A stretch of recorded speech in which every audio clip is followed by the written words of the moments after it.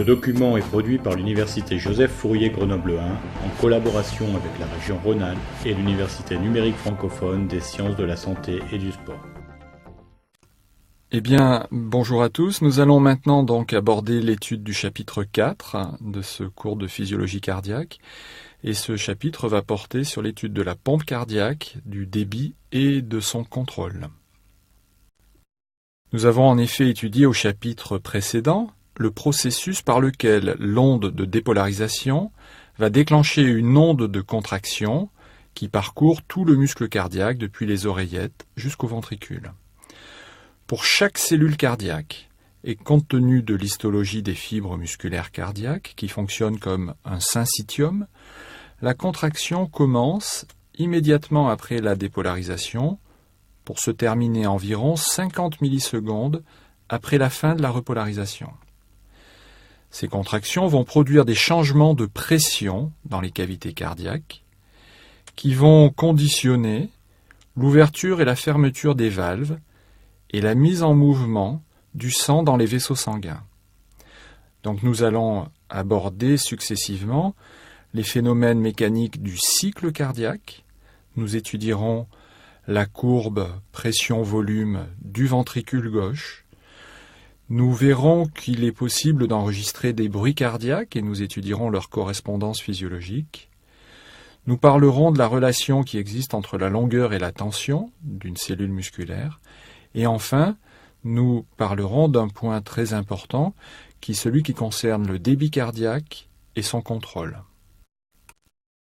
Un seul schéma peut permettre de décrire ce que l'on appelle la révolution cardiaque. Révolution qui est une série d'événements qui composent la contraction puis la relaxation cardiaque. Nous allons d'abord énumérer les différents paramètres présentés sur ce schéma.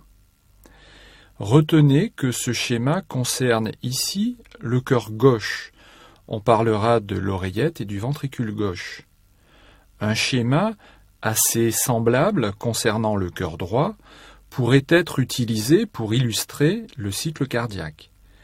La différence porterait alors sur les niveaux de pression atteints par le ventricule droit qui sont inférieurs à ceux atteints par le ventricule gauche.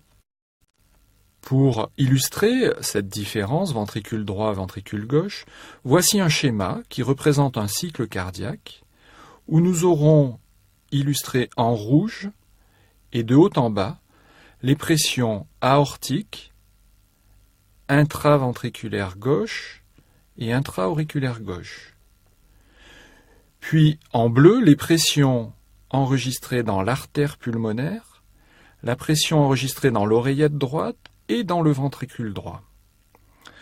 Vous comprendrez alors que, pour des raisons purement graphiques, encore une fois, il est plus commode de décrire le cycle des événements cardiaques en utilisant les mesures effectuées au niveau du cœur gauche.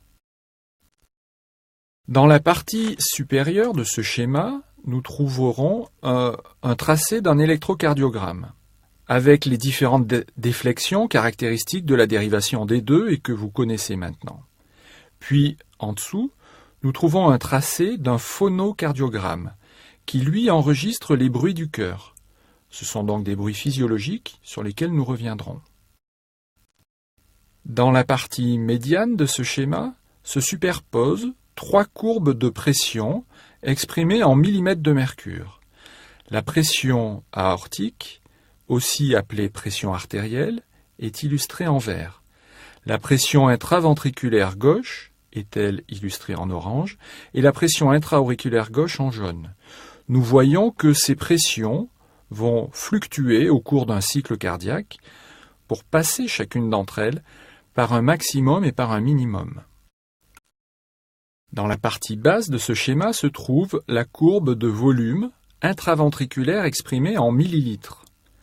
Là encore, cette courbe montre que le volume intraventriculaire passe par un minimum nommé VTS pour volume télésystolique et par un maximum nommé VTD pour volume télédiastolique. La différence entre VTD et VTS et ce que l'on appelle le VS, noté ici VS, ou quelquefois VES pour volume d'éjection systolique. Dans la dernière partie de ce schéma, enfin, sont résumés les états d'ouverture et de fermeture des valves auriculo-ventriculaires, tout en bas, et sur la ligne juste au-dessus, de la valve aortique et de la valve pulmonaire. Elles peuvent être dans des états ouverts, dans un état ouvert, ou dans un état fermé. Cette représentation est souvent complétée enfin par l'illustration des transferts des masses sanguines dans les cavités cardiaques et aussi par la numérotation des phases du cycle cardiaque. Cependant, la numérotation ne fait pas l'objet d'un consensus. Donc, plutôt que retenir des numéros de phase tels qu'on a pu le faire pour les potentiels d'action, par exemple, je vous demanderai ici de ne retenir que les noms des différentes phases du cycle cardiaque, et non pas les numéros. Comme le sang circule de façon ininterrompue et que les cycles cardiaques se succèdent les uns aux autres, nous devrons choisir arbitrairement un point de départ pour décrire le trajet du sang dans le cœur. C'est très souvent la phase de contraction isovolumétrique qui va être utilisée comme début du cycle cardiaque. Cette phase de contraction isovolumétrique du ventricule gauche est donc la phase d'assez courte durée qui est encadrée en rouge donc sur ce schéma. La contraction du ventricule gauche va débuter environ 4 centièmes de seconde après le début du complexe QRS. À ce moment-là, la quantité de sang contenue dans le ventricule gauche est maximum. C'est le VTD, volume télédiastolique. Et vous pouvez noter que les valves aortiques et auriculo-ventriculaires sont fermées. Autrement dit, cette phase se fait alors que la cavité ventriculaire est isolée avec une valve fermée à l'entrée et une valve fermée à la sortie. Dès le début de la montée en pression dans la cavité ventriculaire, la valve auriculo-ventriculaire gauche va en effet se fermer. Donc le ventricule gauche sera un espace clos entre les deux valves fermées, comme je vous l'ai dit. Au fur et à mesure que l'onde de dépolarisation progresse et qu'augmente le nombre de fibres en état de contraction, la pression va augmenter à l'intérieur du ventricule gauche sans que le volume de sang contenu par celui-ci ne change, puisque les valves sont closes. C'est donc la phase de contraction isovolumétrique.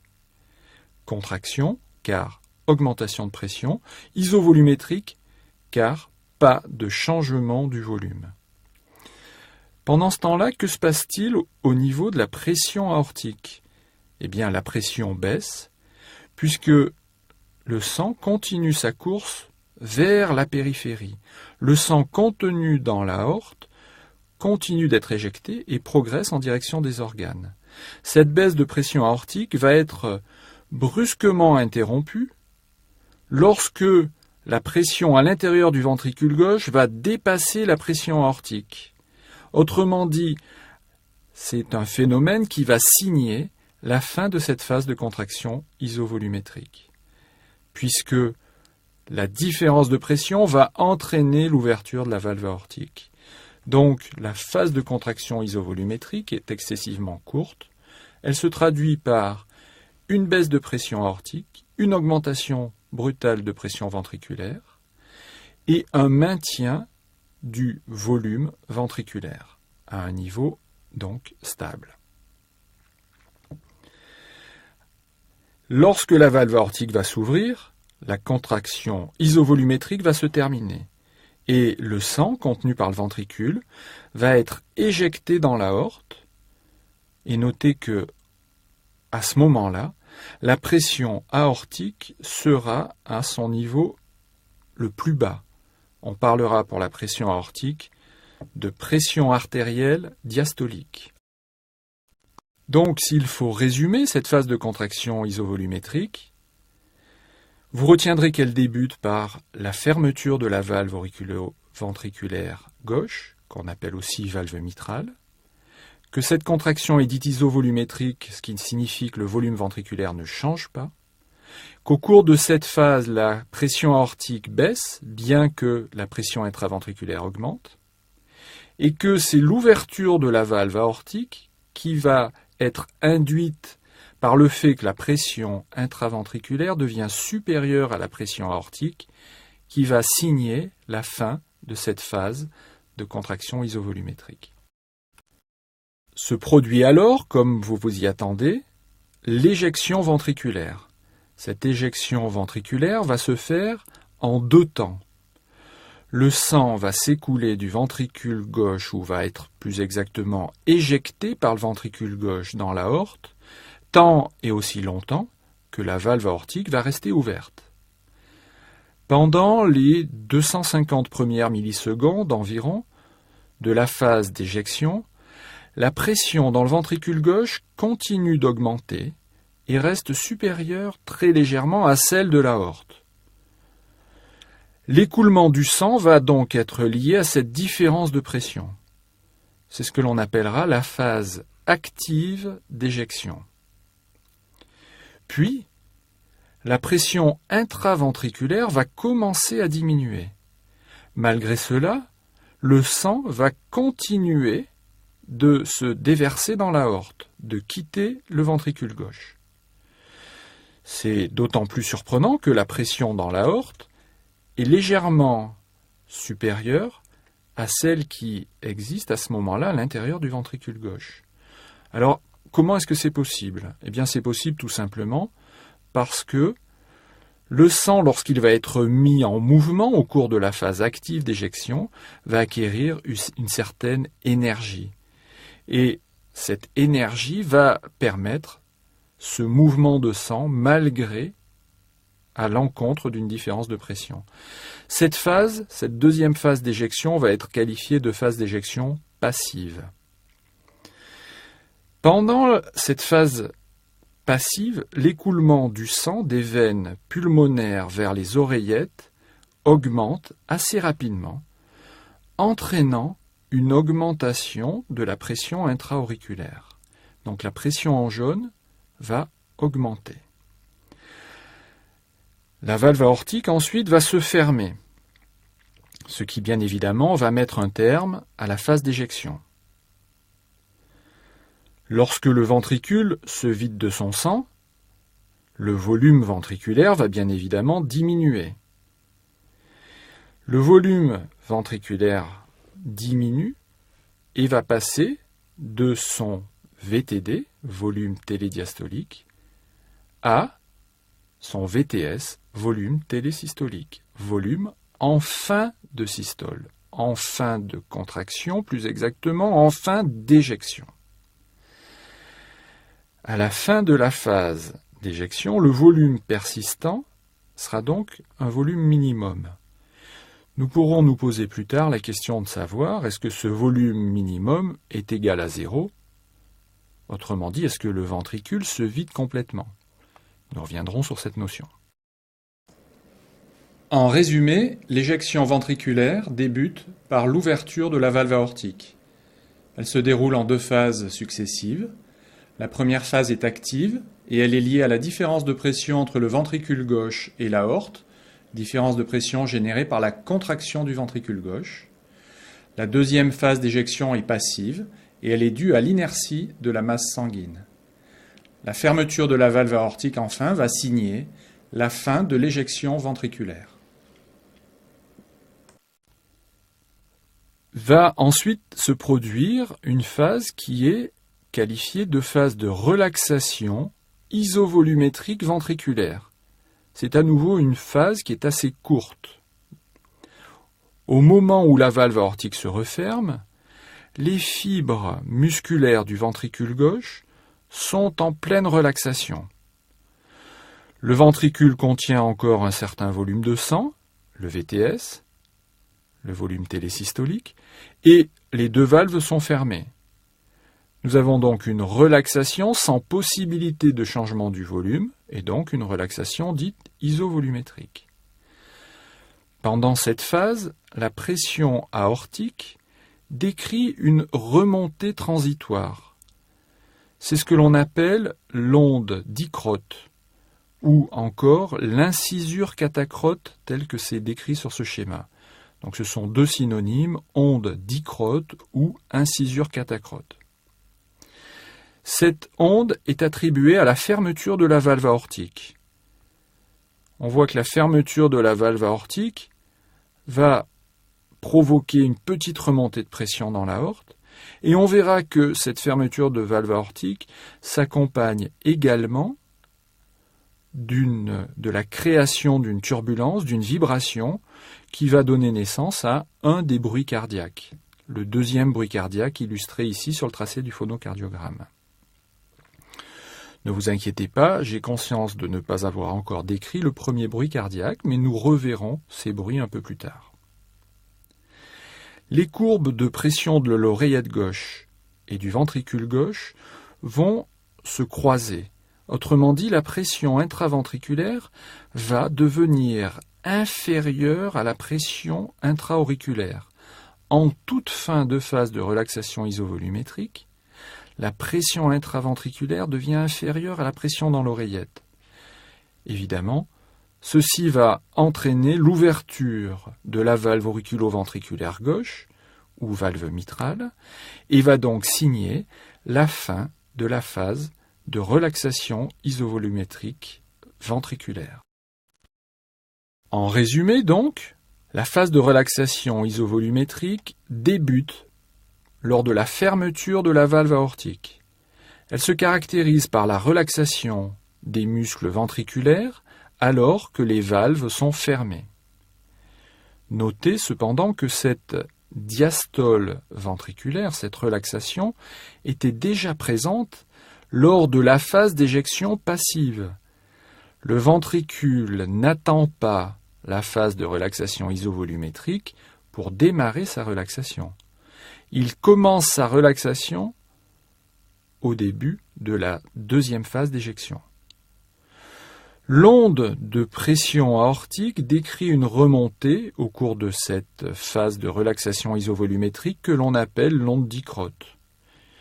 Et cette phase de relaxation se termine par l'ouverture de la valve mitrale, ouverture qui est produite par la différence de pression entre l'oreillette et le ventricule.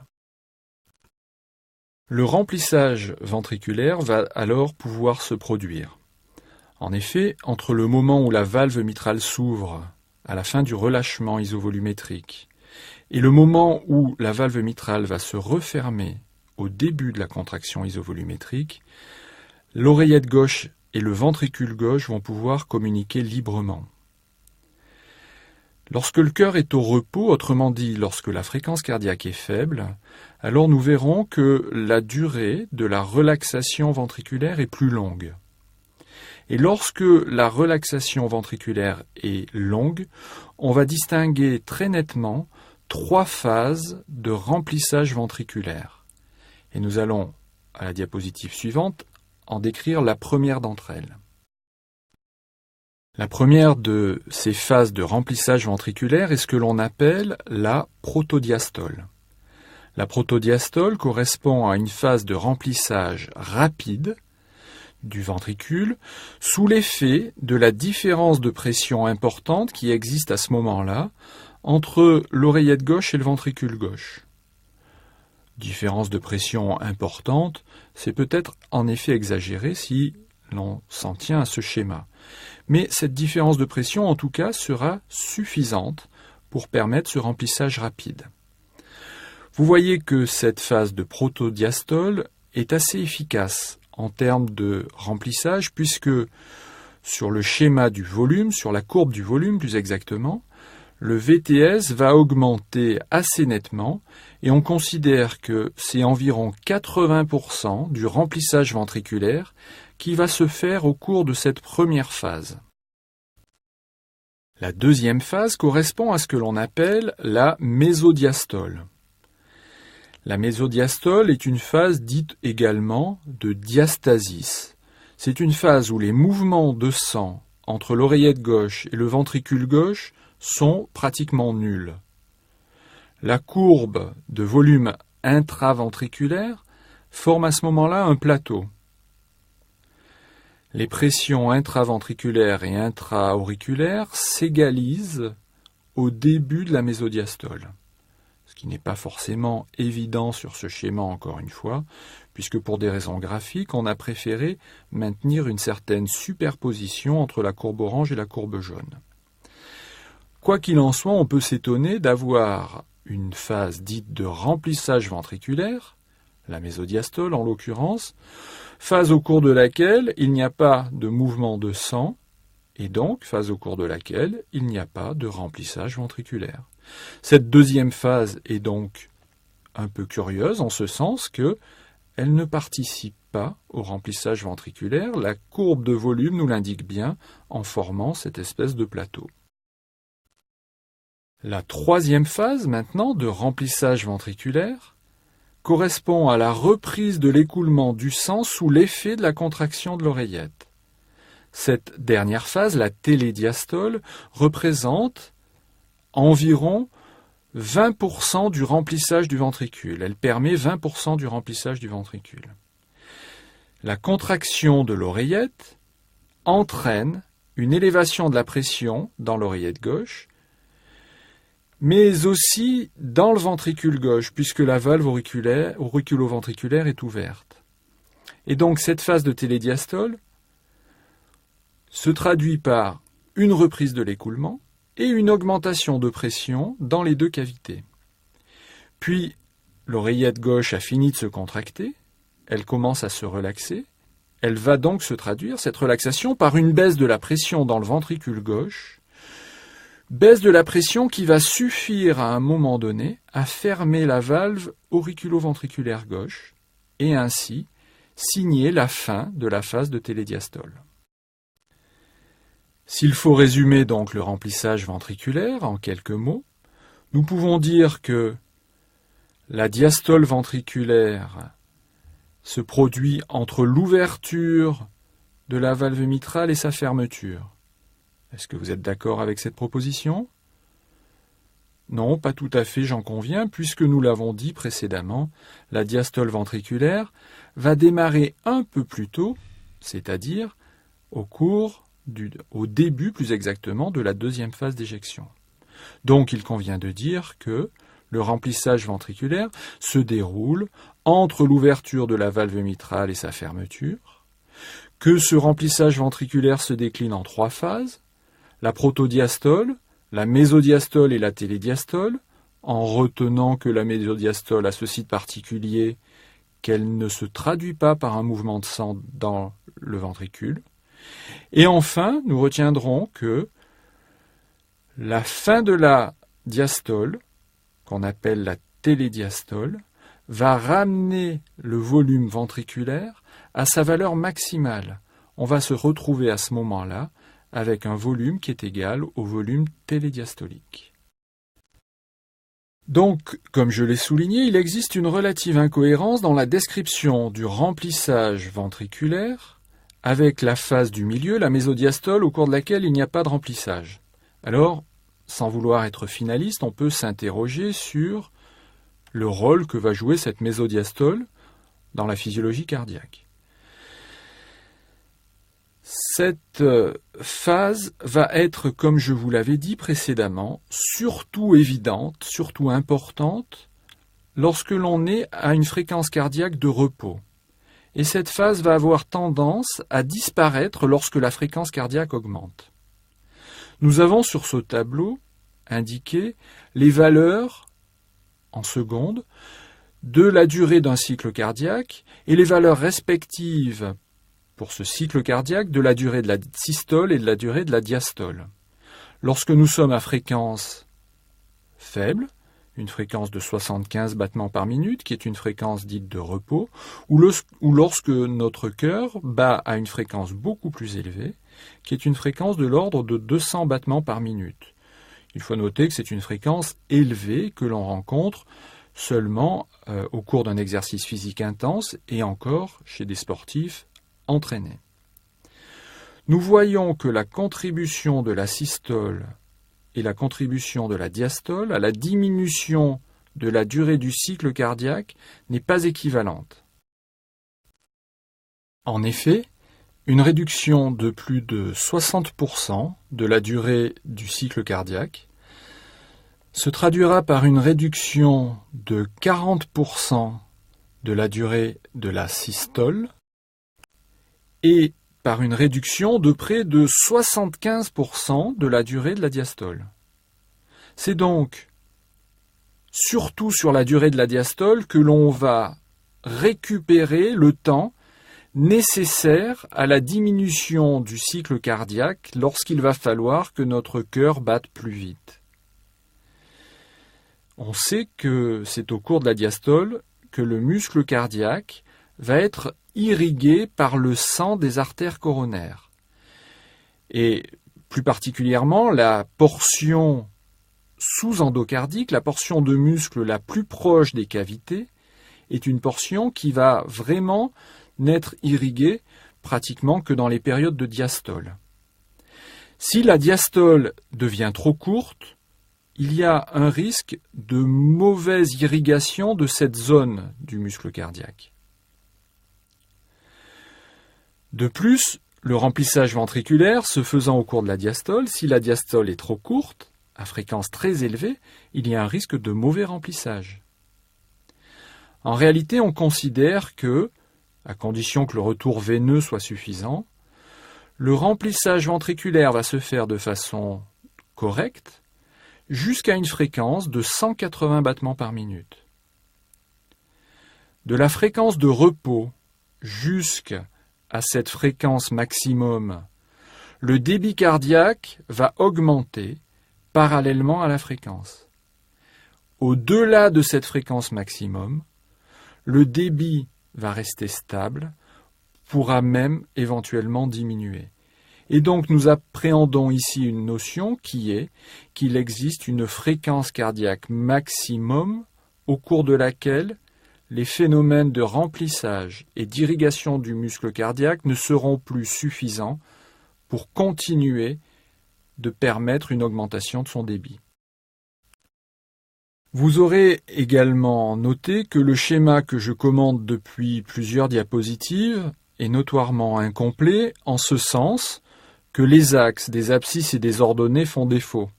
Or, depuis que vous avez commencé des études scientifiques, on vous dit un schéma doit toujours comporter une légende pour les axes, ce qui est fait, une unité, ce qui est fait, mais également une échelle. Si nous rétablissons ces axes maintenant, nous allons pouvoir parler des variations des différents paramètres, des différentes pressions, mais également des variations du volume. Pour ce qui est du temps, nous venons d'en parler. Nous avons dit que pour une fréquence de repos, de l'ordre de 75 battements par minute, un cycle cardiaque durait donc environ 0,8 secondes, 8 dixièmes de seconde. Pour ce qui est du volume ventriculaire, nous voyons que sur cet exemple, le volume ventriculaire va passer de 70 ml à son volume le plus faible à 130 ml à son volume le plus élevé. Nous pouvons tirer de cela plusieurs enseignements.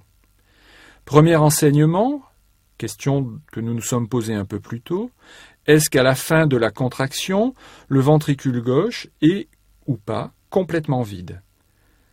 La réponse est non, puisque dans notre exemple, à la fin de l'éjection, le ventricule gauche contient encore 70 ml de sang. C'est le volume télésystolique.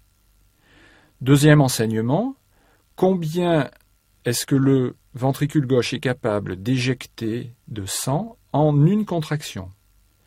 Eh bien, sur cet exemple, au cours d'une seule contraction, le ventricule va éjecter 60 ml. C'est donc le volume d'éjection systolique dont nous avons parlé. On peut se demander maintenant si ces volumes sont constants. Eh bien, la réponse est non. Ces volumes ne sont pas constants. Ils dépendent, entre autres choses, de la géométrie du cœur, autrement dit de la taille des cavités ventriculaires. Nous n'avons pas tous, les uns et les autres, un cœur qui présente les mêmes caractéristiques en termes de taille des cavités Autrement dit, notre cylindrée n'est pas la même. Contentons-nous maintenant d'observer les courbes de pression. La courbe en vert est, nous l'avons dit, la courbe de pression artérielle, donc mesurée au niveau aortique. Cette courbe passe par un minimum que l'on appelle la pression artérielle diastolique, ou PAD. Dans notre exemple, la pression artérielle diastolique a une valeur de 80 mm de mercure.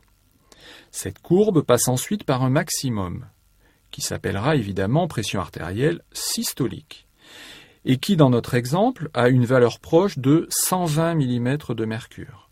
Il s'agit ici de valeurs normales, de valeurs physiologiques de la pression artérielle. Ces deux chiffres vous seront donnés au cabinet du médecin dans une unité qui ne sont pas les millimètres de mercure, mais qui sont les centimètres de mercure.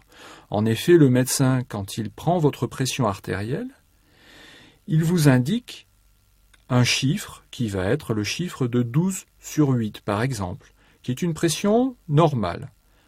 Ça devrait être le cas pour vous et moi qui sommes des jeunes gens en bonne santé et donc qui avons une pression tout à fait normale.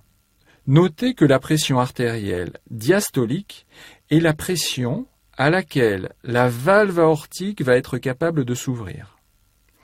Notez aussi que le passage de la pression artérielle systolique à la pression artérielle diastolique va se faire avec un petit ressaut que l'on a appelé donc incisure catacrote ou onde dicrote dont nous avons déjà parlé. La morphologie des courbes de pression artérielle varie en fonction du lieu de mesure de cette pression artérielle ou encore en fonction de l'âge du patient. Nous avons ici deux tracés, avec à la gauche un sujet jeune et à la droite le tracé obtenu chez un sujet âgé. Chez le sujet âgé, les artères sont plus rigides et de ce fait, le pic systolique va être plus élevé, mais également légèrement retardé.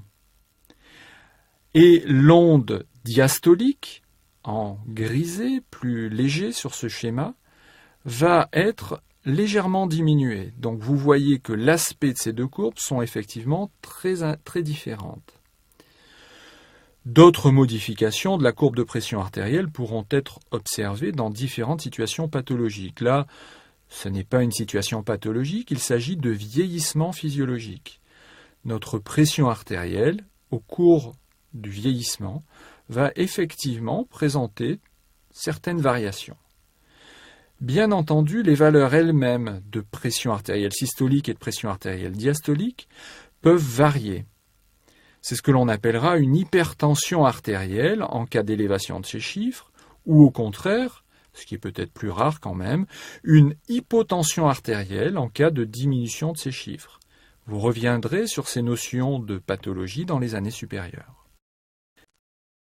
Vous pouvez également reconnaître ici que les valeurs de pression présentent des fluctuations au cours de la journée. Vous avez ici un chronogramme de pression artérielle systolique dans la partie supérieure et diastolique dans la partie inférieure. Et nous voyons que les valeurs entre 22h et 6h du matin sont les plus basses, étant entendu qu'il s'agit ici d'un individu qui se repose au cours de la nuit et qui travaille au cours de la journée. Donc le paramètre pression artérielle est un paramètre qui fluctue, qui est donc sujet à un rythme que l'on appelle un rythme circadien, avec des valeurs plus basses la nuit, pendant notre repos, et plus élevées pendant la journée, au cours de l'activité. Revenons maintenant sur notre schéma qui illustre les pressions. Et nous allons nous focaliser cette fois-ci sur la pression intraventriculaire, donc la courbe en orange. Elle aussi, évidemment, évolue entre une valeur minimale et une valeur maximale. Le minimum de pression va être baptisé ici pression télédiastolique du ventricule gauche. Cette pression télédiastolique du ventricule gauche, ou PTD-VG, a dans notre exemple une valeur voisine de 0 mm de mercure. Le maximum de la pression du ventricule gauche est baptisée pression télésystolique du ventricule gauche ou PTS-VG. Il a dans notre exemple une valeur proche de 120 mm de mercure.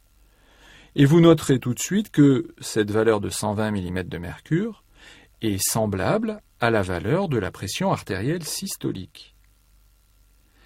En revanche, les pressions artérielles les plus basses et ventriculaires la plus basse sont très différentes. Vous vous souviendrez que le ventricule droit, par ailleurs, présente le même type de tracé, mais là nous avons des pressions qui évolueront au niveau du ventricule droit entre 0 et 25 mm de mercure environ, et non pas 0 et 120 mm de mercure, comme nous le voyons ici pour le ventricule gauche. La courbe en jaune, enfin, est la courbe de pression intra-auriculaire. Elle aussi va évoluer, bien que sur une échelle beaucoup plus réduite que les pressions précédentes, sur une valeur minimum vers une valeur maximum. Cette pression intra-auriculaire décrit en fait 3 ondes successives, et pour la pression intra-auriculaire, ces ondes ont été baptisées l'onde A, l'onde C et l'onde V. L'onde A est une onde qui, nous le voyons, signe la fin de la phase de remplissage. C'est en fait l'onde qui est responsable de la phase de remplissage télédiastolique. Eh bien, cette onde, vous l'avez compris, est due à la contraction de l'oreillette. Lors de cette contraction auriculaire, il y a une petite régurgitation du sang dans les veines caves et les veines pulmonaires. Lorsque ceci se produit, ça va effectivement avoir un léger impact. Alors, comment est-ce que c'est possible? Comment est-ce que le sang, au moment de la contraction des oreillettes, va pouvoir revenir en direction des veines caves ou veines pulmonaires pour l'oreillette droite? Eh bien, c'est possible parce que vous avez bien compris qu'il n'existait pas de valve entre les veines et les oreillettes. Cependant, cette régurgitation, elle est minime. Pourquoi est-ce qu'elle est minime? Eh bien, elle est limitée par le fait que la contraction des oreillettes et la contraction des muscles auriculaires qui entourent les orifices de ces veines va en fait limiter ce phénomène. Nous n'avons pas à proprement parler une valve, mais nous avons des bandes musculaires qui entourent ces orifices, qui vont augmenter donc la résistance au passage du sang à travers ces orifices. À quoi est-ce que l'onde C correspond maintenant? Eh bien, l'onde C va correspondre à l'augmentation de pression lors de la contraction isovolumétrique du ventricule gauche. Vous voyez que cette onde C, on retrouve ici la phase, elle survient au cours de la phase de contraction isovolumétrique du ventricule gauche. La pression augmente car les valves auriculo-ventriculaires vont se déformer au cours de la phase, au cours de la contraction du ventricule gauche. Elles se déforment, créant une petite montée de pression. Alors, je dis petite montée de pression, mais vous voyez qu'en amplitude, cette montée de pression présente la même amplitude que la contraction auriculaire. Et ça illustre bien le fait que la contraction du ventricule est beaucoup plus puissante que la contraction des oreillettes et que la contraction du ventricule va se répercuter par la déformation de la valve auriculo-ventriculaire par une augmentation de pression dans l'oreillette. Enfin, l'onde V précède l'ouverture de la valve auriculo-ventriculaire. C'est une montée progressive de pression qui va se produire au fur et à mesure que le sang rentre dans l'oreillette et qui va se produire tant que la valve auriculo-ventriculaire restera fermée. Donc on voit qu'on a une montée de pression en intensité moins marquée, mais qui va durer aussi un peu plus longtemps. Ces ondes de pouls vont se surajouter en plus aux fluctuations respiratoires de la pression veineuse. vous avez bien compris que cet organe, le cœur, est situé dans la cage thoracique et que dans cette cage thoracique, il existe une pression négative et que cette pression négative permet la physiologie, le fonctionnement des poumons et permet d'avoir une bonne respiration. À l'inspiration, la pression veineuse va diminuer parce qu'à l'inspiration, la pression intrathoracique augmente. Au contraire, lorsqu'on va expirer, la pression veineuse va réaugmenter puisque la pression intrathoracique va diminuer.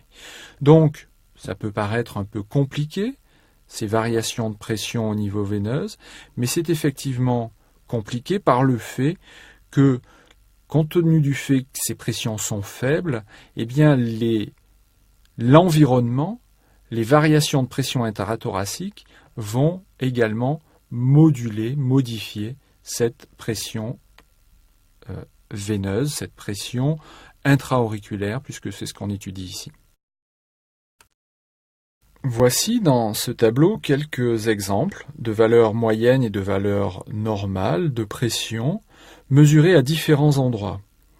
Oreillette droite, ventricule droit en systole, ventricule droit en diastole, artère pulmonaire, oreillette gauche, ventricule gauche en systole et en diastole, et enfin l'artère brachiale. Encore une fois, ces chiffres ne sont pas à retenir par cœur, parce qu'ils figurent dans tous les bons manuels, mais ce qui est important, je crois, c'est d'en retenir l'ordre de grandeur, parce qu'il permet de mieux retenir les différents phénomènes.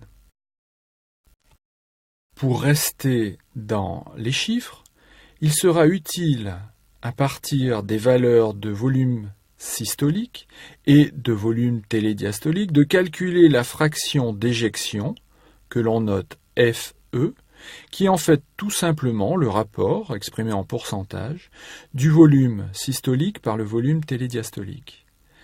Chez un individu normal et au repos, la fraction d'éjection est comprise entre 54 et 64%. Autrement dit, le ventricule gauche se vide d'environ 60% de son contenu au cours d'une contraction. À l'exercice, cette valeur, cette fraction d'éjection, peut avoisiner les 100%. Autrement dit, le cœur peut se vider de la totalité de son contenu. À l'opposé, dans certaines pathologies, la fraction d'éjection peut descendre jusqu'à une valeur de 20% seulement. Nous reviendrons sur ces notions de cœur défaillant ou d'adaptation à l'exercice à propos du débit cardiaque. Il est en effet évident que lorsque vous multipliez le volume systolique exprimé en millilitres pour un battement par la fréquence cardiaque exprimée en battements par minute, vous allez obtenir un débit qui sera exprimé en millilitres par minute et qui sera le débit de notre pompe cardiaque. Nous allons maintenant, après ce premier paragraphe assez lourd qui traite du cycle cardiaque, nous allons aborder la courbe pression-volume du ventricule gauche. Pour aborder correctement cette courbe pression-volume du ventricule gauche, il faut avoir intégré les notions qui concernent le cycle cardiaque. Si ça n'est pas le cas, si vous n'êtes pas à l'aise avec ces notions, je vous suggère de retourner en arrière et de réécouter ces explications qui portent sur le cycle cardiaque. Par contre, si ces notions sont maintenant acquises, eh bien, vous pouvez, après votre pause, continuer et donc aborder la courbe pression-volume du ventricule gauche. En effet, il est possible de représenter les données du cycle cardiaque sur un seul diagramme, un diagramme dit pression-volume, où le volume ventriculaire est exprimé en millilitres et où il est représenté en abscisse, et où la pression est exprimée en millimètres de mercure et elle est en ordonnée. Au point A de cette boucle pression-volume, nous voyons que la pression ventriculaire est basse et que le volume ventriculaire est à sa valeur minimum, sa valeur la plus basse que l'on appelle VTS. À ce moment-là, la valve auriculo-ventriculaire va s'ouvrir, au point A donc, la valve auriculo-ventriculaire s'ouvre, ce qui va signifier le début du remplissage ventriculaire. Tout d'abord, nous observons la phase de remplissage ventriculaire rapide, de A à B. Cette phase ramène le volume ventriculaire d'environ 75 ml dans cet exemple à 140 ml. Puis nous avons en B une sorte de point d'inflexion dans cette courbe. Et de B à C, nous observons le complément du remplissage qui va permettre de passer de 140 à 150 ml environ sur cet exemple et qui bien évidemment est lié à la contraction auriculaire. Il est clair que la contraction auriculaire n'a qu'une contribution minoritaire au remplissage ventriculaire, participation qui est, nous l'avions dit et nous le revoyons ici sur cet exemple, que de l'ordre d'environ 20%. Il apparaît également que la pression ventriculaire remonte légèrement au moment de la contraction auriculaire. La pression au point C sera la pression télédiastolique du ventricule gauche. C'est un paramètre clinique qui permettra au cardiologue de juger de l'état cardiaque de son patient. Donc la pression ventriculaire au point C, la pression télédiastolique du ventricule gauche est un paramètre clinique important. Que se passe-t-il au point C? Eh bien en C, la contraction ventriculaire va débuter.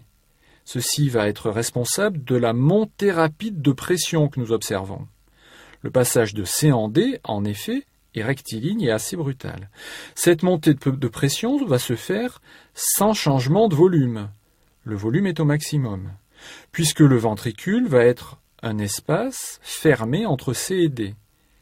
La valve auriculoventriculaire gauche se ferme au point C et la valve aortique ne va s'ouvrir en effet qu'au point D.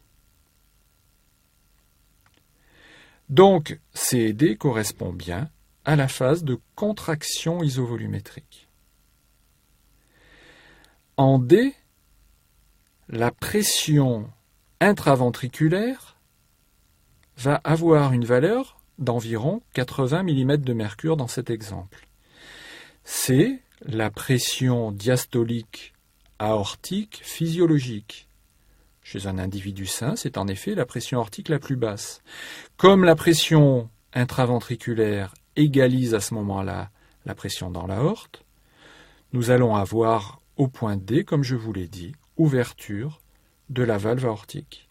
À partir du moment où la valve aortique, bien évidemment, le ventricule gauche va pouvoir éjecter son contenu dans l'aorte. Il l'éjecte selon deux phases. Une phase active de D en E, où la pression continue d'augmenter et où le volume diminue de façon importante. Puis une phase passive de E en F, où le volume continue de diminuer, bien que la pression intraventriculaire commence à chuter. En F, la pression intraventriculaire aura tellement baissé qu'elle va devenir inférieure à la pression aortique. À ce moment-là, la valve aortique se ferme, il ne peut plus y avoir de changement de volume ventriculaire, mais la relaxation va entraîner une baisse de pression ventriculaire assez importante. Et de F à A, nous allons observer la phase de relaxation isovolumétrique. Donc, vous voyez que sur ce simple schéma, où l'on associe à chaque point de volume un point de pression, nous allons pouvoir décrire toutes les phases du cycle cardiaque. Nous allons pouvoir retrouver les zones au niveau desquelles les valves sont ouvertes ou fermées, où elles s'ouvrent ou elles se ferment. Nous allons retrouver la correspondance entre les pressions ventriculaires et les pressions aortiques, et donc nous allons avoir un grand nombre d'informations sur cette seule courbe pression-volume. Un des intérêts de tracer des courbes pression-volume est que la surface enclose par cette boucle, comprise à l'intérieur de cette boucle, est une surface qui est égale au travail effectuée par le ventricule gauche pour éjecter le sang dans l'aorte. C'est une illustration du travail cardiaque. De plus, on peut obtenir à partir de l'analyse de cette courbe des index de fonctions systoliques et de fonctions diastoliques, comme la pente d'élastance, qui est un index de fonction systolique, ou encore la courbe de compliance du ventricule gauche, qui, elle, est un index de fonction diastolique. Voici un exemple de courbe obtenue au cours d'un choc cardiogénique. Un choc cardiogénique, c'est une situation pathologique au cours de laquelle le cœur n'est plus en capacité de fonctionner correctement. Nous observons à ce moment-là une baisse de la pente d'élastance, autrement dit, une diminution de la fonction contractile du ventricule gauche. Cette diminution de la fonction contractile du ventricule gauche se répercute aussi sur la pression télédiastolique du ventricule gauche qui va augmenter. Nous voyons là qu'elle passe d'une valeur de 10 mm de mercure à 18 mm de mercure. Cet exemple est uniquement destiné à illustrer l'intérêt de la courbe pression-volume. Mais évidemment, ça n'est pas au programme du concours puisque c'est une illustration d'une situation pathologique et je ne dois vous enseigner que de la physiologie. Néanmoins, ça permet de comprendre, je crois, un certain nombre de choses. Nous allons revenir maintenant au plan du cours. Nous en sommes donc au 3e paragraphe et nous allons aborder la description des bruits cardiaques. Tout à l'heure, j'ai commencé à vous donner une piste de réflexion en vous parlant du 2e bruit cardiaque. Pour cela, nous allons revenir sur le tracé du phonocardiogramme. Nous observons que le premier bruit cardiaque débute avec la contraction isovolumétrique. En effet, sous l'effet de l'augmentation de pression intraventriculaire, un déplacement de sang s'amorce en direction de l'oreillette gauche et vient buter contre la valve auriculo-ventriculaire gauche qui est fermée. Ça va bien évidemment participer à la fermeture de cette valve, et cette valve se fermant va donner naissance à des ondes sonores qui sont enregistrables ou encore qui sont audibles à l'auscultation du cœur. Donc le premier bruit cardiaque est lié à la fermeture de la valve auriculo-ventriculaire. Le 2e bruit cardiaque va survenir quant à lui au cours de la phase de relaxation isovolumétrique. Il correspond, je vous l'ai dit tout à l'heure, à la fermeture de la valve aortique. Qu'est-ce qui va faire que la valve aortique se ferme ? La différence de pression entre le ventricule et l'aorte. Cette différence de pression va avoir comme conséquence d'entraîner un retour de sang depuis l'aorte vers le ventricule, ce qui va fermer la valve et provoquer des vibrations qui seront enregistrables. Il existe parfois un 3e bruit cardiaque qui n'est pas représenté sur ce schéma, qui va survenir au cours, ou plus exactement à la fin de la protodiastole. Ce 3e bruit cardiaque est fréquent chez l'enfant ou encore pourra se mesurer, s'enregistrer chez l'adulte au cours d'une forte augmentation du débit cardiaque. Ce 3e bruit cardiaque n'est pas le signe pour autant d'un problème cardiaque. Enfin, lors de la contraction des oreillettes, quelquefois, même sur des cœurs normaux, en absence de toute pathologie, un 4e bruit cardiaque pourra être enregistré. La plupart du temps, seuls les 2 premiers bruits cardiaques sont enregistrables ou sont perceptibles, audibles au cours de l'auscultation. Le 4e paragraphe de ce cours maintenant va porter sur la relation qui existe entre la longueur initiale de la fibre musculaire cardiaque et la tension que cette fibre musculaire cardiaque est susceptible de développer. Avant d'aller plus loin, il convient de définir 2 notions importantes. Ces notions sont la précharge et la post-charge. La précharge est la quantité de sang qui étire les fibres musculaires ventriculaires juste avant que ne démarre la systole ventriculaire. Ça correspond au degré d'étirement du muscle cardiaque. La quantité de sang qui remplit la cavité ventriculaire dépend du retour veineux. Tout ce qui est de nature à augmenter le volume ou la vitesse du sang qui revient en direction du ventricule va également augmenter l'étirement du ventricule et va donc avoir une répercussion sur la précharge. La post-charge, quant à elle, est la pression qui s'oppose à l'ouverture des valves aortiques et pulmonaires. La pression qui s'oppose à l'ouverture de la valve aortique et donc à l'éjection du ventricule gauche, ou la pression qui s'oppose à l'ouverture de la valve pulmonaire et donc à l'éjection du ventricule droit.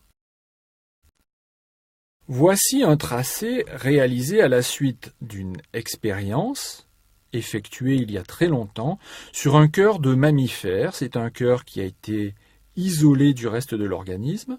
On prend un animal qu'on anesthésie, on prélève le cœur et on peut étudier ce cœur grâce à un dispositif où on va lui apporter les nutriments nécessaires, l'oxygène, etc. Sur un tel modèle, on va pouvoir artificiellement élever la pression veineuse, représentée dans le bas ici de ce tracé, de cette diapositive. À une pression veineuse moyenne, le volume systolique aura une valeur d'environ 8 ml. Lorsqu'on élève artificiellement cette pression veineuse, nous voyons que le volume systolique va augmenter de façon significative, passant à environ 13 ml sur cet exemple. Au contraire, lorsqu'on va abaisser cette pression veineuse, le volume systolique va diminuer de façon significative. De là, il est proposé que la pression veineuse va conditionner le retour veineux, que le retour veineux va lui-même conditionner le degré d'étirement du muscle ventriculaire, et que plus le muscle ventriculaire est étiré, plus il est capable de mettre en mouvement une quantité importante de sang, sans changement de la fréquence de contraction, et donc ceci ne sera possible que si le muscle se contracte plus vigoureusement, plus fortement. Et en substance, c'est ce qui a permis à deux physiologistes d'édicter une loi qui est encore aujourd'hui qualifiée de loi de Frank Starling. Cette loi a été édictée en 1918 par Ernest Starling, un physiologiste anglais, qui s'était inspiré alors des travaux d'un médecin allemand, Otto Frank. Et Ernest Starling nous dit, dans des limites physiologiques, le cœur est capable de remettre en circulation tout volume sanguin correspondant au retour veineux. On peut se poser la question de savoir est-ce que c'est une exclusivité du cœur ? Eh bien non, tout muscle strié se contracte davantage pour un certain degré d'étirement qui correspond à la longueur optimale des fibres. Si vous devez faire une activité physique, vous pouvez faire des étirements, votre muscle squelettique sera plus puissant après avoir fait des étirements. Il est vrai que très souvent, les étirements servent à la récupération dans certains sports, mais ils peuvent également servir à la préparation de l'exercice physique. On observe que Frank Starling nous dit dans des limites physiologiques. En effet, cette loi n'est vraie que dans des limites physiologiques au-delà desquelles la force de contraction va diminuer. Il est en effet facile de comprendre qu'un étirement extra-physiologique va se traduire par une rupture des fibres musculaires ou par un dépassement des capacités de recouvrement des filaments d'actine et de myosine. Si vous visualisez ce qu'est un sarcomère, imaginez qu'en tirant beaucoup sur le sarcomère, à un moment donné, les fibres d'actine et de myosine pourraient ne pas se superposer. Il faut noter enfin que ce n'est pas la seule façon d'augmenter la force de contraction cardiaque, ni même la force de contraction musculaire. squelettiques, certaines stimulations nerveuses ou encore certains agents pharmacologiques auront également des effets que l'on peut baptiser des effets d'inotropes positifs. Inotropes positifs, ça veut dire qu'ils augmentent la contractilité cardiaque. Enfin, je finirai là-dessus, cette loi ne s'applique parfaitement que pour un cœur au repos et en bonne santé. Donc c'est une loi qui ne sera plus applicable pour un cœur défaillant. En effet, sur un cœur malade, cette loi ne s'appliquera vraiment que dans des proportions moindres. Voici un cœur à fonction diastolique normale en rouge et un cœur à fonction diastolique altérée en vert. Une élévation identique du retour veineux en abscisse n'aura pas la même conséquence sur le débit cardiaque en ordonnée. Vous voyez que pour une même augmentation du retour veineux, la correspondance sur la courbe verte se traduira par une augmentation du débit cardiaque pratiquement 2 fois plus faible de celle que l'on peut observer sur la courbe rouge qui correspond à un cœur normal. Ceci va donc nous amener tout naturellement à aborder le dernier paragraphe de ce chapitre, paragraphe qui va porter sur le débit cardiaque et son contrôle. Vous le savez, le cœur humain est une pompe. Son niveau d'activité est donc mesurable. On parlera de débit cardiaque. La définition du débit cardiaque est excessivement simple. C'est la quantité de sang éjectée par le ventricule en 1 minute. Nous pourrions nous poser quelques questions. Comment est-ce que l'on mesure ce débit cardiaque ? Alors, il existe diverses méthodes de mesure, mais celle qui est la plus utilisée, en physiologie notamment, c'est la mesure du débit par une technique d'injection d'un volume de sérum physiologique froid à partir d'un cathéter descendu dans la veine jugulaire droite. C'est une technique qui utilise un certain nombre de lois de biophysique et que vous étudierez probablement par ailleurs.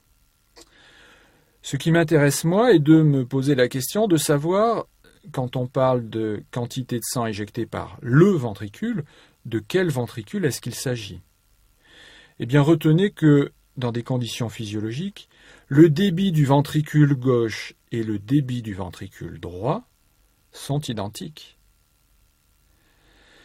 En effet, cette pompe est placée sur un circuit fermé. Il va falloir que ce qui est pompé dans la petite circulation soit le même volume que ce qui est pompé dans la grande circulation par unité de temps. Enfin, cette pompe va pouvoir s'adapter. Le débit va notamment dépendre des besoins métaboliques des différents organes. Au repos, le débit cardiaque se situe entre 4 et 5 litres par minute. Ce débit cardiaque peut évidemment augmenter. C'est surtout vrai évidemment chez le sujet sain, beaucoup plus que chez le sujet défaillant. Et ce sera vrai par exemple au cours de la pratique d'un effort physique.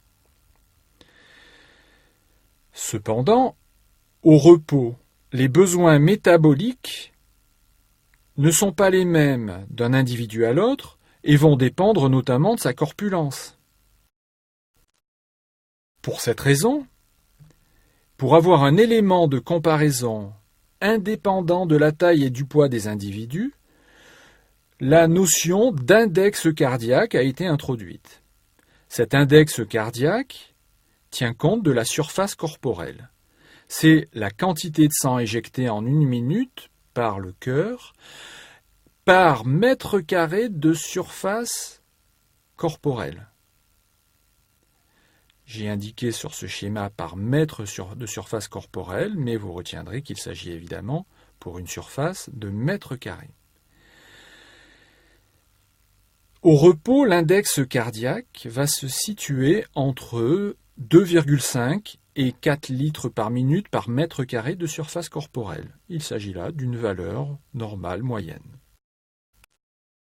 Enfin, il nous faut définir ce qu'est la réserve cardiaque. La réserve cardiaque sera la différence pour un individu donné entre son débit cardiaque de repos et son débit cardiaque maximum. Les valeurs normales de débit cardiaque au repos sont, nous l'avons dit, de l'ordre de 4 à 5 litres par minute. Dans des conditions de stimulation, ce débit peut augmenter énormément. Chez un athlète entraîné, au cours de l'exercice, ce débit cardiaque pourra monter jusqu'à 30 litres par minute. Et donc on voit que, dans ces conditions, la réserve cardiaque sera voisine de 25 litres par minute.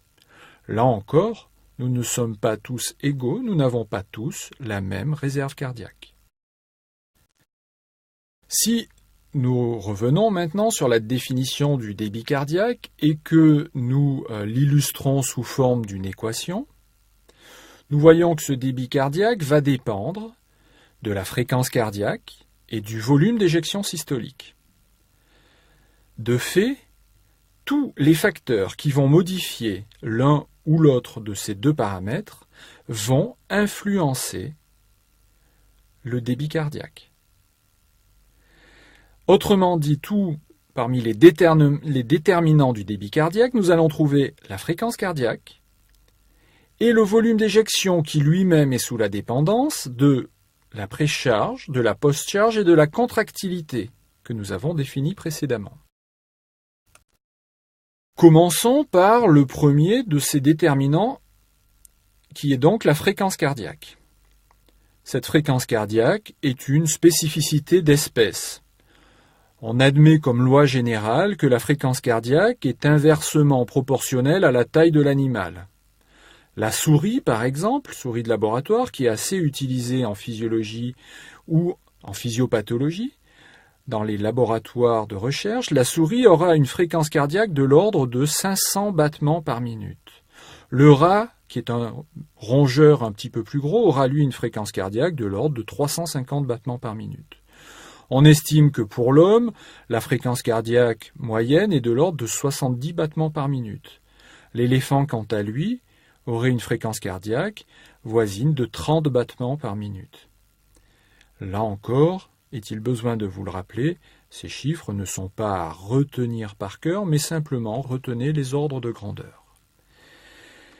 La fréquence cardiaque varie également avec l'âge du sujet. Imaginons un individu qui à la naissance a une fréquence cardiaque de 140 battements par minute.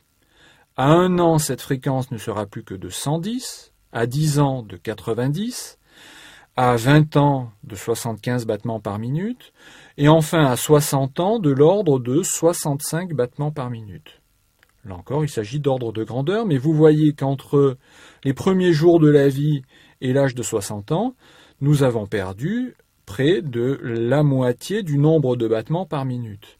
Est-ce que c'est une perte ou est-ce que c'est un gain? Est-ce que la longévité dépend de la fréquence cardiaque au repos d'un individu? Plusieurs études portent sur ce domaine avec un certain nombre d'hypothèses. Nous ne les aborderons pas. Néanmoins, je veux que vous reteniez que la fréquence cardiaque est dépendante, entre autres choses, également de l'état physiologique du sujet, mais également de l'état pathologique du sujet. Alors, qu'est-ce que j'entends par état physiologique? Par état physiologique, ça peut être un individu très bien entraîné à une pratique sportive. Ce sportif est connu pour avoir un cœur plus lent qu'un individu sédentaire. Ou encore, ça varie avec l'état pathologique du sujet. Un individu, par exemple, qui est sujet à une douleur intense, qui est en train de vivre un accès douloureux important, va avoir une fréquence cardiaque élevée. De la même façon, un individu qui aura une température centrale élevée aura une fréquence cardiaque plus élevée que la moyenne. Selon l'équation du débit cardiaque, nous pouvons dire que plus la fréquence cardiaque augmente et plus le débit cardiaque augmente. Mais ceci dans certaines limites. En effet, l'augmentation de la fréquence cardiaque ne se traduit par une augmentation du débit cardiaque que dans la limite comprise entre 50 et 180 battements par minute. Au-delà de 180 battements par minute, comme nous l'avons déjà signalé, le temps de remplissage ventriculaire va diminuer et la perfusion coronaire, la perfusion des zones endocardiques du muscle cardiaque par la circulation coronaire va également diminuer. À l'opposé, une fréquence cardiaque qui serait trop basse, inférieure à 50 battements par minute, peut se traduire par une diminution du débit cardiaque. Notez bien que j'indique peut se traduire par une diminution. Ça n'est pas systématique. Vous pouvez rencontrer des individus qui auront une fréquence cardiaque plus basse que 50 par minute et qui se porteront merveilleusement bien. Ce sera notamment le cas des individus dont nous avons parlé précédemment, c'est-à-dire des sportifs de haut niveau. Ces sportifs de haut niveau auront pour certains d'entre eux des fréquences inférieures à 50 battements par minute, avec un débit tout à fait adéquat. Cela est possible parce qu'il existe un remodelage de leur muscle cardiaque. Leur muscle cardiaque sera plus gros, mais aussi ils auront des cavités cardiaques plus importantes. Vous reverrez plus tard ces notions-là. Physiologiquement, le contrôle de la fréquence cardiaque est, vous le savez, sous la dépendance de l'activité du système nerveux autonome. Vous avez étudié ce système nerveux autonome avec le docteur de Mathéis. C'est le facteur le plus important, le système nerveux autonome, pour contrôler notre fréquence cardiaque. En effet, la fréquence cardiaque va être déterminée chez un individu donné par la fréquence intrinsèque du nœud sinusal, fréquence intrinsèque qui va être modulée par l'action combinée des systèmes nerveux sympathiques et parasympathiques. Ces deux systèmes sont en effet en permanence actifs sur le nœud sinusal. Mais il existe, avec ces deux systèmes, une sorte de hiérarchie. Le système nerveux parasympathique sera plus tonique que le système nerveux sympathique au repos. Si bien que la fréquence intrinsèque du nœud sinusal, qui est de 100 par minute, va diminuer sous l'effet conjugué de ces deux systèmes. L'importance du tonus du système sympathique et du tonus du système parasympathique n'est pas le même chez tous. Chez le sportif entraîné, par exemple, le tonus parasympathique est beaucoup plus important que chez un sédentaire. Et c'est ce tonus parasympathique plus important qui va impacter sur la fréquence intrinsèque du nœud sinusal pour entraîner cette bradycardie sinusale physiologique qui est l'apanage du sportif à cœur lent. D'autres phénomènes peuvent modifier la valeur de la fréquence cardiaque, mais ne sont pas directement utiles pour contrôler physiologiquement ce paramètre. Notez bien, il ne s'agit pas de contrôle, mais il s'agit d'influence. La fréquence cardiaque, par exemple, on sait qu'elle augmente avec l'élévation de température. Je vous l'ai dit tout à l'heure, on considère qu'une élévation d'un seul degré de la température d'un individu va augmenter sa fréquence cardiaque de 10 battements par minute.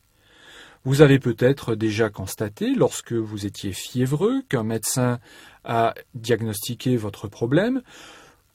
Plutôt que mesurer directement votre température, le médecin, quelquefois, va prendre le pouls de l'individu pour mesurer sa fréquence cardiaque. Il n'aura pas une notion très précise de la température de l'individu, mais il saura si l'individu a effectivement, comme cela, assez facilement, il saura si l'individu a une température normale ou pas. On sait que l'exercice, que cet exercice soit physique et mental, est également un facteur qui va augmenter une situation, plus exactement, qui va augmenter la fréquence cardiaque. De la même façon, l'anxiété, ou l'hypotension, ou la baisse de la pression artérielle. L'hypotension, c'est la baisse de la pression artérielle. Ou encore l'hypoxémie, la baisse de la concentration en oxygène du sang. Ou encore l'anémie, la diminution de la concentration en globules rouges, en hématie au niveau sanguin. Ou encore la douleur, les stimulants, comme le café ou le tabac, ou les médicaments. Certains médicaments que l'on dit chronotropes positifs sont des médicaments qui vont influencer positivement la fréquence cardiaque.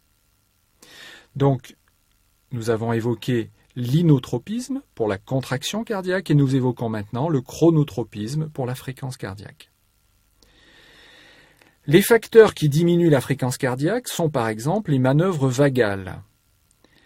Les manœuvres vagales sont des manœuvres volontaires que l'on peut apprendre et qui permettent de stimuler notre système nerveux parasympathique. Il s'agit par exemple d'appuyer sur les globes oculaires d'un individu. Ça va entraîner un réflexe qui active le système nerveux parasympathique et diminue sa fréquence. Les judokas savent aussi que la manœuvre d'étranglement va diminuer les forces de l'individu puisque ça va entraîner ce même type de réflexe. De la même façon qu'il existe des médicaments dits chronotropes positifs, il existera des médicaments dits chronotropes négatifs qui auront comme effet de diminuer la fréquence cardiaque. Parmi les autres déterminants du débit cardiaque, nous trouvons aussi la précharge que nous avons définie plus tôt et qui dépend essentiellement du retour veineux et qui va donc influencer le volume d'éjection systolique. Le retour veineux dépend de la compliance ventriculaire, donc de la distension ou de l'élasticité des ventricules, ce que nous avons déjà évoqué à propos des courbes pression-volume. Le retour veineux dépend également de la répartition du volume sanguin total. Ceci sera évoqué dans les cours portant sur la circulation sanguine. La répartition du volume sanguin total dépend notamment de la position du corps. Et cette répartition dépend également de la pression intrathoracique. Et enfin, cette répartition va dépendre du tonus veineux, du tonus, du degré de contraction de nos veines. Enfin, troisième point, le retour veineux va dépendre de l'activité des oreillettes qui doivent être synchrones. Oreillette droite et oreillette gauche doivent se contracter de façon parallèle, en même temps. Et par ailleurs, ces oreillettes doivent se contracter juste avant les ventricules. En augmentant le remplissage ventriculaire, les fibres myocardiques s'étirent et la force de contraction augmente, nous l'avons dit. Au-delà d'une certaine valeur seuil de remplissage, par contre, la contraction ventriculaire pourra s'effondrer. Les indicateurs de la précharge sont la pression veineuse centrale pour le cœur droit, PVC, pression veineuse centrale, et la pression capillaire pulmonaire pour le cœur gauche. Cette courbe exprime l'influence de la pression capillaire pulmonaire sur le débit du ventricule gauche. Nous avons donc en abscisse, exprimé en millimètres de mercure, la pression capillaire pulmonaire, et en ordonnée, exprimé en millilitres par minute, le débit du ventricule gauche. Il pourrait s'agir ici d'un patient qui arrive avec un volume sanguin insuffisant. Il aurait une volémie faible, volume sanguin insuffisant, à la suite d'une hémorragie par exemple. Ou alors c'est quelqu'un qui est particulièrement déshydraté, qui n'a pas pu s'alimenter correctement et boire suffisamment pendant un temps relativement long. Chez cette personne, on va donc lui administrer un volume croissant d'un soluté qu'on appelle un soluté de remplissage. On lui place une voie veineuse, un abord veineux, on place une aiguille dans une veine et on va administrer une quantité croissante de ce volume, de ce liquide de remplissage. La pression capillaire pulmonaire va augmenter progressivement, entraînant une élévation du débit, jusqu'à ce qu'on atteigne une pression capillaire pulmonaire seuil, au-delà de laquelle toute augmentation supplémentaire de la pression sera sans effet sur le débit. Et nous voyons qu'en dessous de cette valeur seuil, il existe une zone optimale, idéale, de pression capillaire pulmonaire. Cette zone optimale est située entre 8 et 11 mm de mercure. Nous allons maintenant aborder les déterminants de la post-charge. La post-charge correspond donc à la résistance contre laquelle le ventricule doit lutter pour éjecter son contenu. Plus la post-charge augmente, plus le débit cardiaque diminue. C'est donc le contraire de ce que nous avons vu avec la fréquence et avec la précharge. Pour les deux précédents paramètres, en effet, plus ils augmentaient, plus le débit cardiaque augmentait, dans certaines limites. Ici, en l'occurrence, avec la post-charge, ça sera un effet inverse. Plus la post-charge va augmenter, et plus le débit cardiaque va diminuer, et inversement. Quels sont les déterminants de la post-charge? Ces déterminants sont, encore une fois, on peut les schématiser au nombre de 3. Les résistances vasculaires, qu'elles soient systémiques ou pulmonaires, ces résistances vasculaires sont en fait le diamètre des artères. La vasodilatation diminue la post-charge, alors que la vasoconstriction augmente la post-charge. La vasodilatation, c'est donc la relaxation des artères, alors que la vasoconstriction sera la constriction de ces artères. La vasodilatation se produit lors d'une stimulation du système nerveux parasympathique, par exemple. À l'opposé, la vasoconstriction se produira lors d'une stimulation du système nerveux sympathique. Parmi les déterminants de la post-charge, nous avons également des conditions pathologiques. Par exemple, un rétrécissement du diamètre de l'aorte sera une condition pathologique qui se traduira par une augmentation de la post-charge. De la même façon, une hypertension artérielle systémique, une élévation de la pression artérielle, pourra se traduire pour le ventricule gauche par une augmentation de sa post-charge. La même chose au niveau pulmonaire, c'est-à-dire une hypertension artérielle pulmonaire, pourra se traduire par une augmentation de la post-charge du ventricule droit. Enfin, la viscosité du sang est un paramètre qui détermine la post-charge. L'anémie ou l'hémodilution vont diminuer la viscosité du sang. L'anémie, c'est encore une fois la diminution de la proportion de globules rouges au niveau sanguin. L'hémodilution, c'est ce qu'on peut faire lorsqu'on va procéder à l'administration d'une solution de remplissage, comme on l'a vu précédemment. Eh bien, dans ces deux situations, anémie ou hémodilution, nous observons une diminution de la post-charge et donc une augmentation du débit cardiaque. Dans des conditions physiologiques et en dehors de toute pathologie et de toute variation de la viscosité du sang, ce sont donc les résistances vasculaires qui sont les principaux et uniques déterminants de la post-charge. La résistance vasculaire est la différence de pression moyenne entre deux endroits du système vasculaire divisé par le débit moyen. L'unité internationale de cette résistance sera le DIN divisé par des secondes divisé par des centimètres à la puissance -5. Les indicateurs des résistances vasculaires sont pour le cœur droit les résistances vasculaires pulmonaires que l'on notera RVP et dont les valeurs normales se situent entre 150 et 250.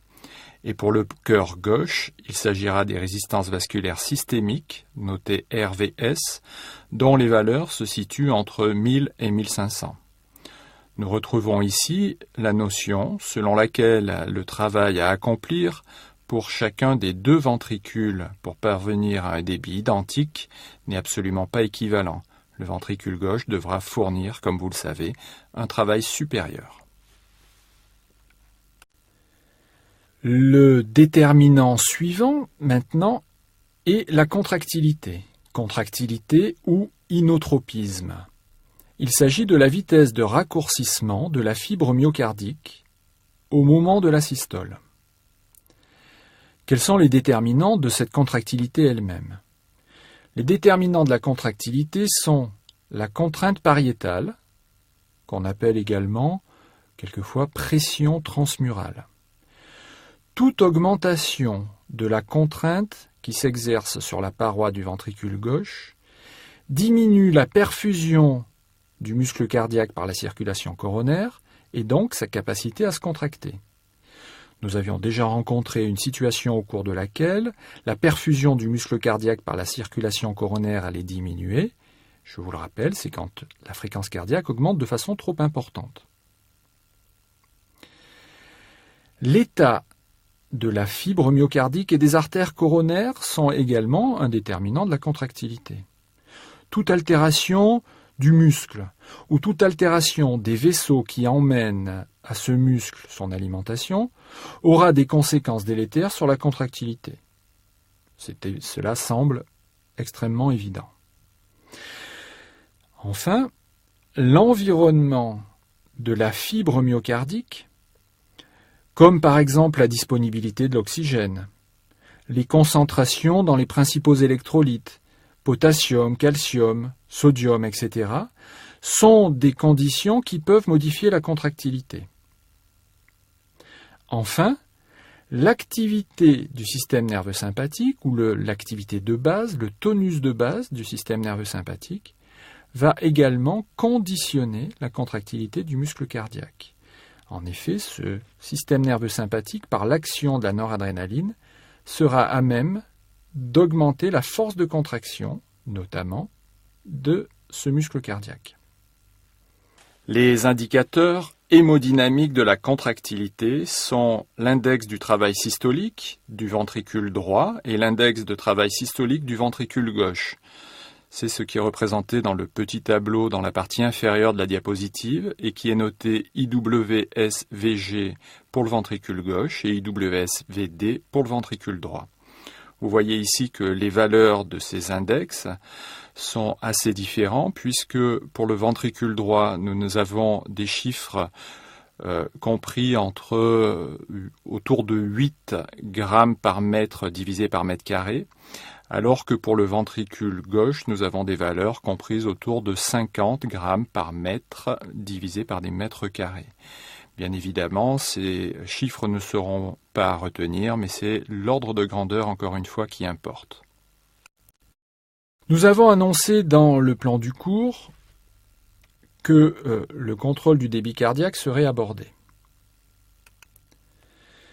Comment est-ce que le débit cardiaque va être contrôlé ? Nous avons d'ores et déjà évoqué pour chacun des déterminants du débit cardiaque certains des mécanismes de contrôle et nous avons donné des exemples de situations qui modifient ces déterminants.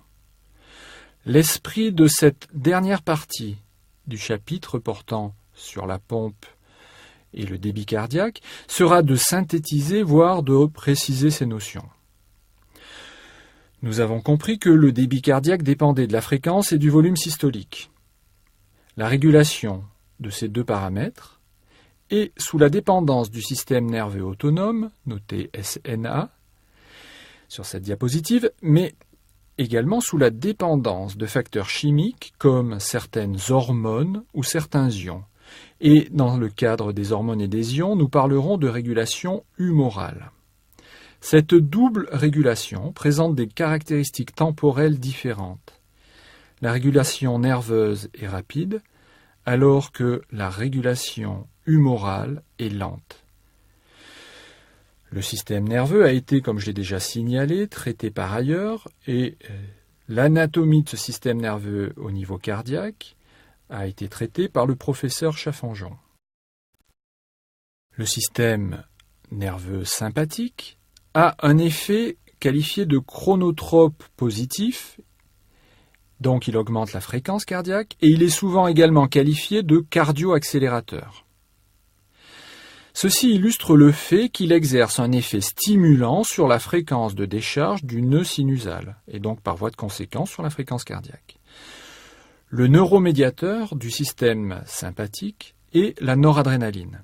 Cette noradrénaline va agir sur des récepteurs au niveau cardiaque que l'on appelle les récepteurs bêta-adrénergiques, et plus encore les récepteurs bêta-1 adrénergiques sont concernés par cet effet. Nous avons, au premier chapitre de ce cours, évoqué pour les cellules automatiques cardiaques l'existence d'une phase dite de dépolarisation diastolique lente. Eh bien, la noradrénaline a la capacité d'augmenter la pente de cette DDL, créant ainsi une augmentation de la fréquence sinusale. Vous pouvez également noter que la noradrénaline va aussi diminuer le temps de conduction du nœud auriculo-ventriculaire. Autrement dit, il va augmenter la vitesse de conduction au niveau du nœud auriculo-ventriculaire. Et vous vous souvenez que cette structure impose un arrêt dans la transmission de cet influx. Cet effet est baptisé d'effet dromotrope positif. C'est donc la vitesse de conduction au niveau du nœud AV. Enfin,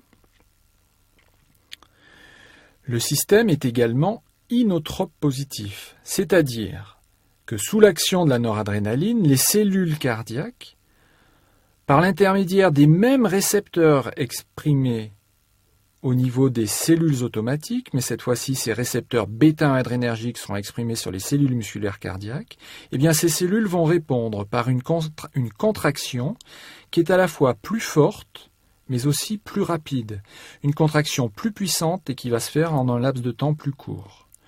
Ces deux actions, contraction plus forte et plus rapide, vont dans le sens d'une élévation du débit cardiaque. En revanche, la noradrénaline va aussi pouvoir agir sur les vaisseaux sanguins, par l'intermédiaire cette fois-ci d'autres récepteurs adrénergiques, qui sont les récepteurs alpha-adrénergiques.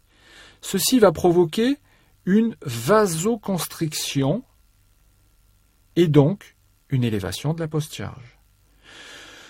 Nous avons vu que toute élévation de post-charge se traduit par une diminution du débit. Donc sous l'action du sympathique, si on prend l'action purement cardiaque, nous avons trois effets qui sont tous les trois dans le sens d'une augmentation du débit.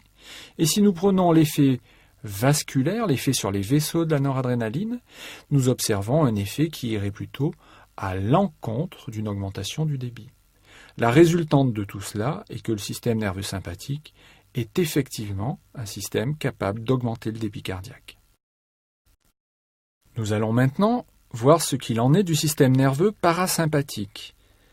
Ce système nerveux parasympathique va exercer, par l'intermédiaire de son neuromédiateur qui cette fois-ci s'appelle l'acétylcholine, vous le savez, une action qui est une action chronotrope négative. On parle également d'action cardiomodératrice. L'action chronotrope négative illustre le fait que l'acétylcholine va diminuer la pente de la DDL des cellules automatiques sinusales. Les fibres parasympathiques se distribuent essentiellement sur le nœud sinusal et sur le nœud auriculo-ventriculaire. Elles se distribuent très peu sur le reste des structures cardiaques. Ce sont essentiellement les cellules automatiques qui sont concernées. Elles libèrent à ce niveau-là donc l'acétylcholine, qui va exercer son effet par l'intermédiaire de récepteurs que l'on appelle cette fois-ci les récepteurs muscariniques. Cet effet va donc prendre action, se traduire par une diminution de la pente de DDL des cellules automatiques, mais aussi par une augmentation du temps de conduction auriculo-ventriculaire. Par un effet chronotrope négatif pour le premier exemple et dromotrope négatif pour le deuxième exemple. Ces deux mécanismes vont dans le sens d'une diminution du débit cardiaque. En revanche, l'acétylcholine va également exercer un effet sur la circulation sanguine, entraînant une vasodilatation périphérique et donc une diminution de la post-charge et donc, théoriquement, une augmentation du débit cardiaque. Là encore, quelle est la résultante de ces trois phénomènes ?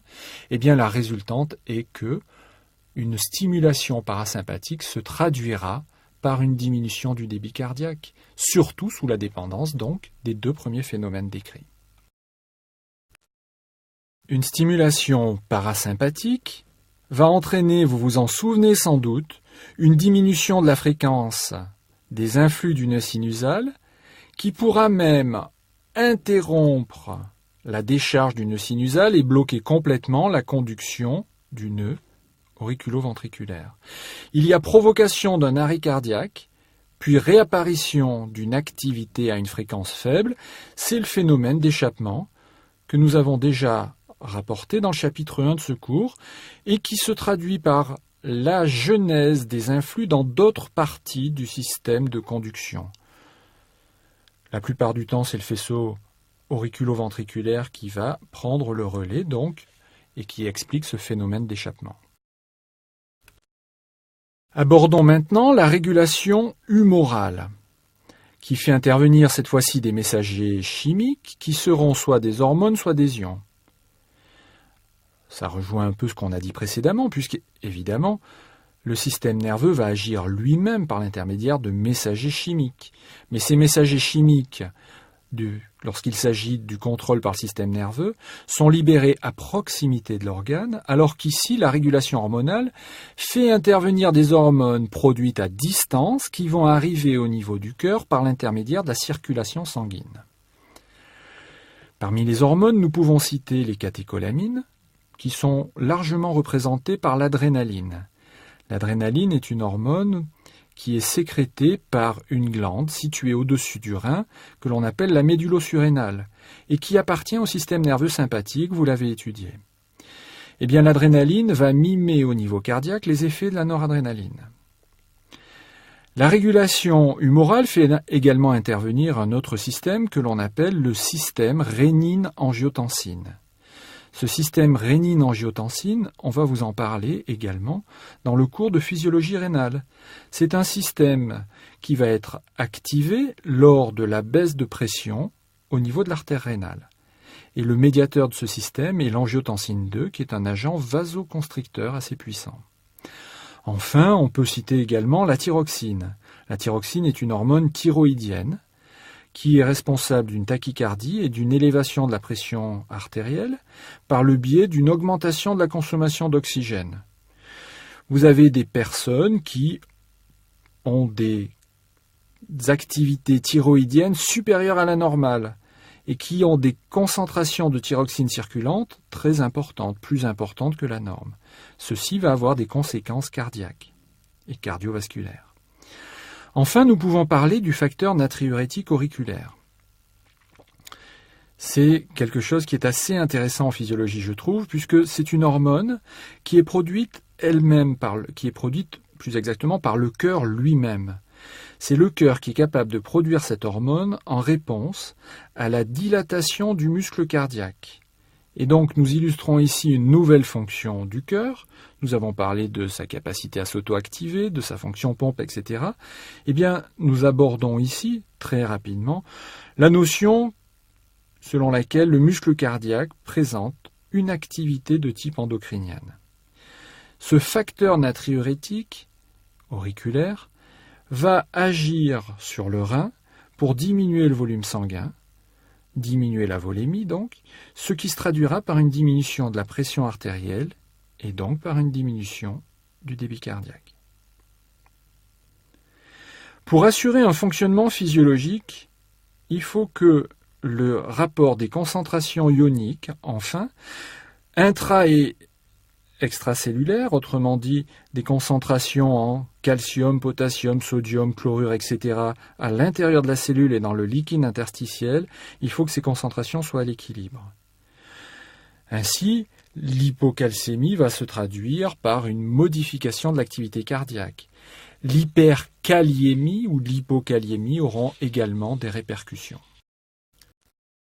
Si je dois, pour conclure, souligner les points importants à retenir de ce cours assez long, je citerai évidemment les événements du cycle cardiaque et leurs caractéristiques, la courbe pression-volume et son interprétation, la connaissance de l'origine des bruits cardiaques, les implications fonctionnelles de cette relation qui existe entre la tension et la longueur d'une cellule cardiaque contractile, et enfin tout ce qui concerne le débit cardiaque et sa régulation. Comme tout cela est assez passionnant et intéressant, je pense que vous y parviendrez sans trop d'efforts. Je vous remercie de votre attention.